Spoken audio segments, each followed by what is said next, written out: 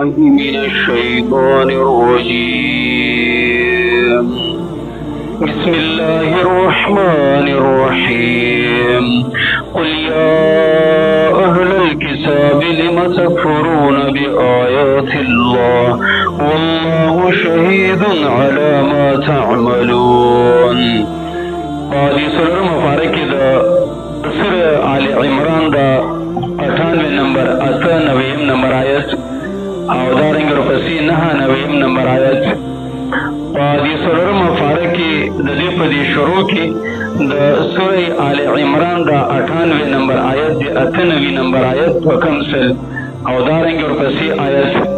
قاضي آیاتنو کی اللہ رب العالمین اہل کتاب و یهود تا زجر زورنا ورټنه ورکوي، ځکه چې د دې ځینه تقریبا د دې مباحث او د دې موضوعات هغه سر ته رسیږي او ختمیږي، او الله سبحانه وتعالی مؤمنانو له تنبیه ورکوي چې دې اهل کتاب او یهودو نصاراو باندې دوکه نه شي، د دې په دې نرمو پستو خبرو باندې دې خبره مه منئ، دا ستاسو دشمنان دي، اسلام یې په تاسو باندې فرضو نه شي او د اسلام سره دې عداوت او دشمني لري. دې آیاتونو کې دوه دعوت دي، الله اهل کتاب یهود نصارا منع کوي د کفر نه، چې دې کفر کې هېڅ خیر نشته، دا تاسو ولې کوئ؟ او دې صورت کې موضوع مونږ دا د الزجر والردع بالکفر بآیات الله. الله سبحانه وتعالی په خپلو آیاتونو باندې په کفر کولو باندې زجر ورټنه ورکړې ده، مه کوئ، دا ګورې اور دی په دې کې.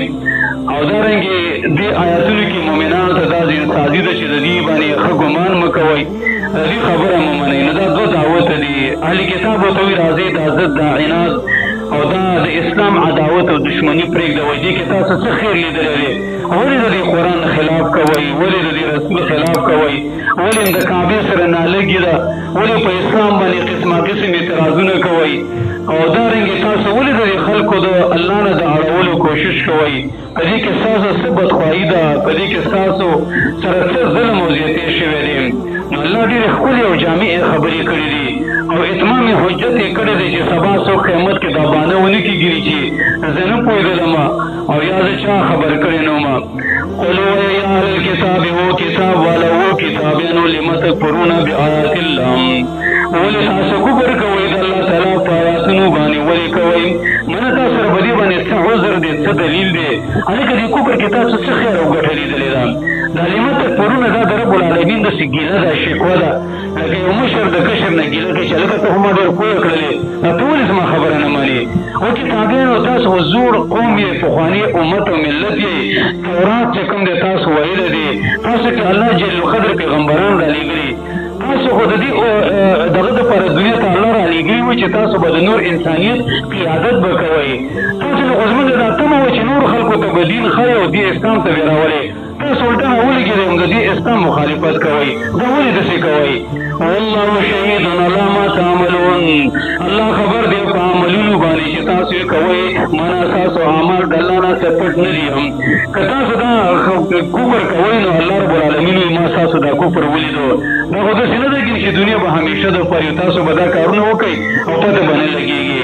الله سبحانه وتعالی دې کې دې ته ګوته خوځولې، که چا سړی چاته وایي چې هلکه دا کار خو دې وکړو ما ولیدلې دی، زه ګورو به، نو الله رب العالمین وایي ګوره زه ستاسو په اعمالو باندې خبر یم، منه د دې جزا او سزا ته به مخامخ کېږئ.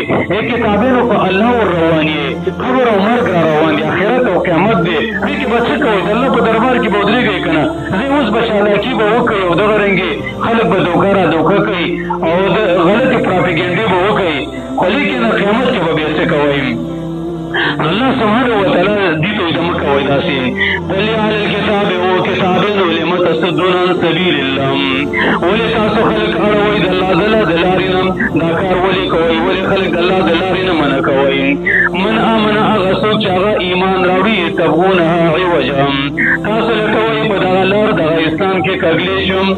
دا الله سبحانه وتعالی دې له بله زورنه ورکوي چې تاسو د الله د لارې نه دا خلک ولې اړوئ او دغه رنګې ولې خلک بندوئ؟ اهل کتابو به دا کار کوم. صد عن سبیل الله، د سبیل الله نه مراد اسلام هم دی، ټول اسلام. سبیل الله نه مراد کله د پیغمبر یو سنت طریقه مراد ده، یعنې د رسول الله نه خلک اړول، د هغه د سنت طریقو نه خلک هغه بندول.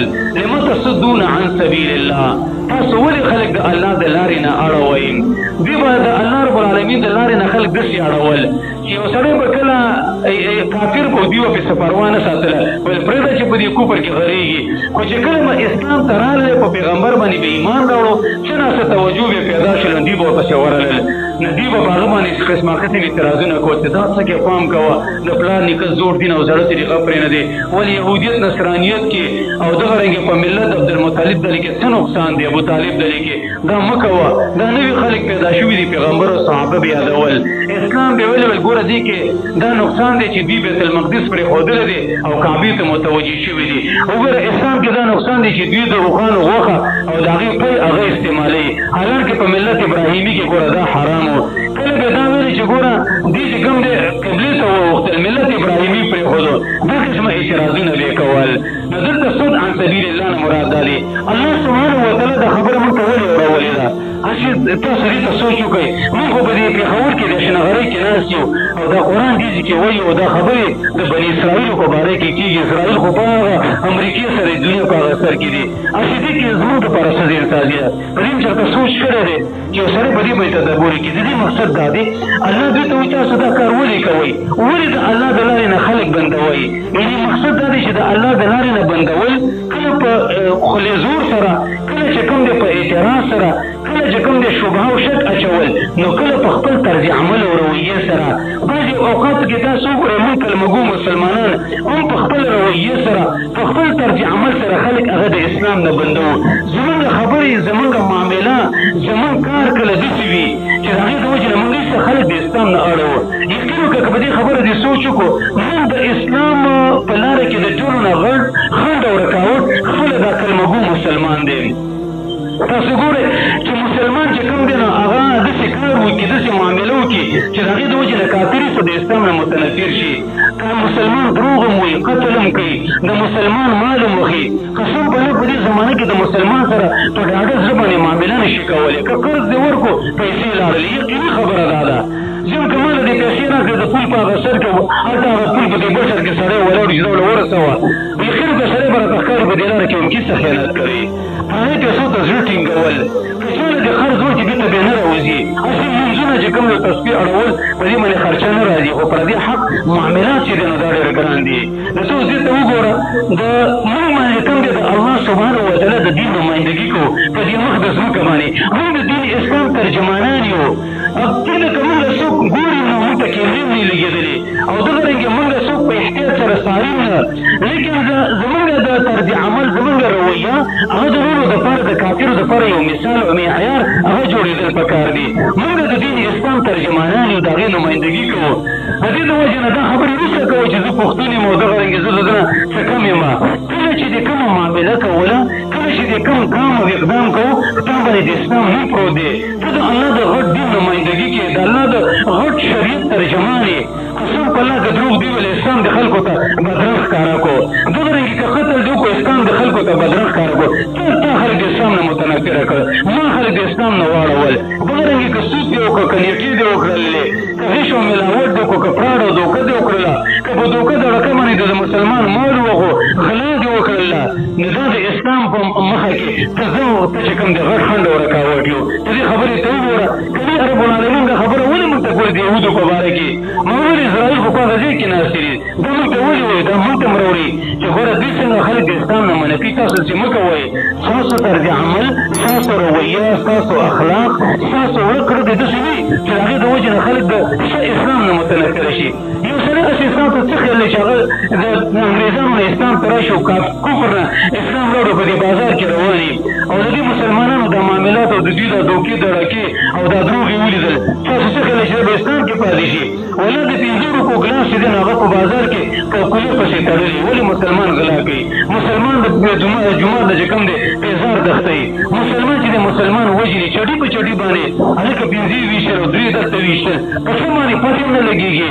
او مسلمان چې دی د مسلمان نه قرض ولې به یې نه ورکوي؟ ځان ته داسې حلال کړي او داسې ناشنا دلایل وویشه تعجب به وکړي، ولا دا کار زه هم کوم او بل یې کوي او بل یې کوي. د دې خبرې ته ته وګوره، الله سبحانه وتعالی دا خبره ذکر کړې ده. دوی به داسې کول چې که یو به خلکو ته په زړونو کې شکوک او شبهات به اچول، دوی به په اسلام باندې اعتراضونه کول. دې زمانه کې مستشرقین او ملحدین په حساب څومره اعتراضونه کوي وایي قرآن چې دی په دې زمانه کې نه چلېږي والعیاذ بالله د دې سیاسي نظام چې دی دا په ملک کې نه چلېږي د دې اقتصاد او د بانکي نظام چې دی او دغه رنګې کله چې په قرآن کې دا شی راوښیي پوره ملک راوښیه په قرآن کې په میخه باندې قرباني راوښیه په قرآن کې چې کوم دی نو هغه د نه سره د نکاح حرمت راوښیه هلکه دا اعتراضونه په قرآن ولې کې والعیاذ بالله اوس ناقص دین دی دې کې څه نقصان دی قسم په الله چې دې کې ذره بر نقصان هم نشته دی الف نه وله تر دیا پورې هغه خبره چې موږ او تاسو جنت ته داخلي او د اور نه بچ کړي په دې اسلام کې عزت دی په نکاح کې څومره عزت دی په زنا کې چې کوم دی بېعزتي ده دغه رنګې په دې خپل حلال کاروبار کې څومره عزت دی سړی پې ښه ښکاري نو په حرام په طریقه باندې ولا تأکلوا اموالکم بینکم بالباطل په حرامو باندې په دوکو دړکو باندې په غش او ملاوټ باندې په غلا او په سریقه باندې په غصب باندې په د لور خور میراث لاندې کولو باندې مال مه خورئ قرآن د دې نه منع کړې ده اسلام څومره ښایسته دین دی خو موږ په خپل طرز عمل باندې بدي ښکاره کړی دی اسلام هم خلکو ته داسې ښکاره کړی دی چې اوس په دې زمانه کې کافر چې د مسلمان نوم واوري هغو ته غټ دهشتګر ښکاره شي مسلمانو ته خیانتګر مسلمانو ته غلاګر هغو ته ښکاره شي موسی علیه السلام الله ته وویلې ویلې ته به پر اسمانونو کې موږ ته به څومره پته لګي چې ته زموږ نه خفه یې الله ورته وویل یا موسی چې کله دعاګانې کولې دعا به دله نه قبلومه کله چې تاسو باندې ما بېټې مه بارانونه کول او باران چې مې در باندې کو د هغې نه به م څه خاوره دې ومومئ یا به در باندې سیلاب راځي یا به در باندې تندور راغورځېږي او یا به چې کوم دی جاني او مالي او بدني نقصان به م کېږي لکه دا حالت هغه منګهي نه و په دې خپلو سترګو باندې وانتم شهدا تاسو پوهېږئ چې ناپوهه خو نه یې منه د مزید قباحت دپاره چې ګوره تاسو ښه پوهېږئ چې ناپوهه خو نه داسې کار ولې کوئ وما الله بغافل عما تعملون الله ګورې خبر نه دی الله نه خبره نه دی د عملونه چې تاسو یې کوئ الله یې ګورې زه ترې خبر یم د دې مخکې آیت په اخره کې ویل والله شهید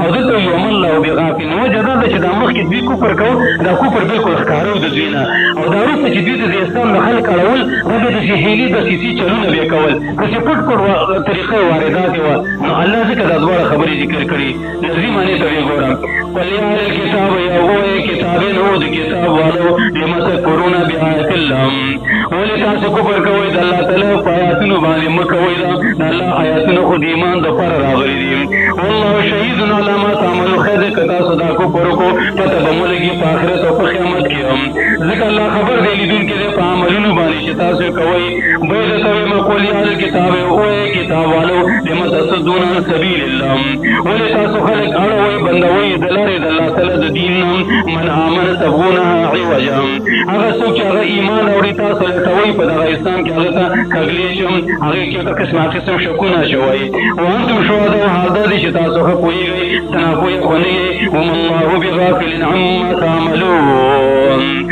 نه دی الله تعالی ناخبره د عملونو چې تاسو یې کوئ د دې جزا او سزا به درکوي الله سبحانه وتعالی دې موږ او تاسو دې کتاب سي اهل او حاملین او عاملین وګرځئ یا رب العالمین زموږ په مال حال کې د دې کتاب د وجې نه خیر او برکت هغه نازل کړي یا الله دا کوم آفتونه کوم آسماني مشکلات او عذابونه چې رب العالمین ستا د ناراستیا د وجې نه موږ سره مخ یو یا الله دا په عافیت او په صحت او په خپل رحم باندې بدل کړي یا الله زموږ حال هغه برابر کړي رب العالمین زموږ جان مال ستا په دین باندې ولګوه یا الله خاتمه مو په ایمان باندې وکړه په دې ناسته مجمع کې رب العالمین که د چا څه قسمه شرعي حاجتونه یې د خپل غیبي خزانو یې پوره کړه یا الله د دوی د جان مال د دوی د دې دکانونو تجارتونه حفاظت وکړه رب العالمین خیر او برکت پکې واچو قرضداران د قرض نه خلاص کړه یا رب العالمین که د چا هر قسمه دشمني تربګني هغه په دوستۍ او دغه رنګې په ښه تعلق باندې بدل کړه یا الله که په دې کې څوک بیماران هغې ته صحت عاجله کامله ورکړه لپاره د نیکو عملو خاتمه په ایمان کړو صلی الله علیه وسلم